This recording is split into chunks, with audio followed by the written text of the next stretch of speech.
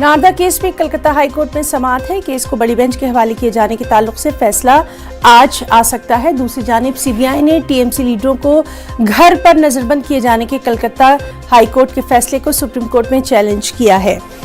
Agency ने Calcutta high court में समाअत को टालने की सुप्रीम कोर्ट से अपील भी की है।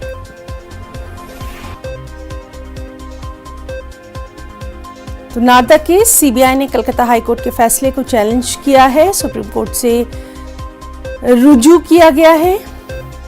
कलकत्ता हाईकोर्ट में आज होने वाली समाअत को टालने के लिए और सीधे रुख करेंगे हमारे साथी सुशील पांडे का। सुशील, बेहद अहम नारदा केस रहा है, आज क्या कुछ कार्रवाई होने वाली है?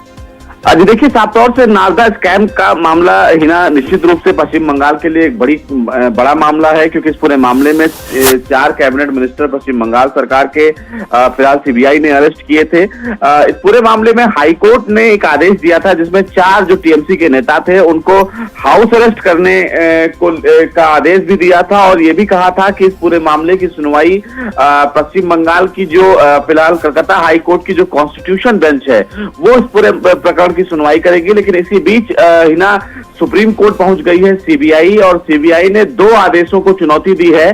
पहला आदेश जो कलकत्ता हाई कोर्ट ने ये कहा था कि टीएमसी के 4 नेताओं को हाउस अरेस्ट किया जाए, उसको उन्होंने चुनौती दी है। और साथ ही साथ 5 जो जजों की वरिष्ठ जजों की जो बेंच है वो बेल मैटर पर सुनवाई करने वाली थी आज ही, और इसीलिए कलकत्ता हाई कोर्ट के इस दोनों आदेश को सुप्रीम कोर्ट में चुनौती दी गई है। सीबीआई ने कलकत्ता हाई कोर्ट को इन्फॉर्म किया है कि उन्होंने देश की सबसे बड़ी अदालत का दरवाजा खटखटाया है। तो आज जो सुनवाई होनी थी, यानी कि कलकत्ता हाई कोर्ट 5 जजों की बेंच आज इस पूरे मामले की सुनवाई करने वाली थी, वो हो सकता है कि जब सुप्रीम कोर्ट की इस जानकारी को उनको कन्वे किया जाए तो आज की सुनवाई नहीं होगी। लेकिन बड़ी खबर फिलहाल यही है कि दोनों आदेशों के खिलाफ सीबीआई अब सुप्रीम कोर्ट पहुंची है। सुप्रीम कोर्ट अब ये तय करेगा हिना कि नारदा स्कैम में जो 4 बड़े नेताओं को हाउस अरेस्ट करने का आदेश सुप्रीम कोर्ट ने कलकत्ता हाई कोर्ट ने दिया है ना, क्या वो सही है? जी बिल्कुल सुशील, तो इस मामले को लेकर हम देख रहे हैं कि किस तरह से सियासत भी गरमाई हुई है, उस पर भी लगातार नजर बनी हुई है।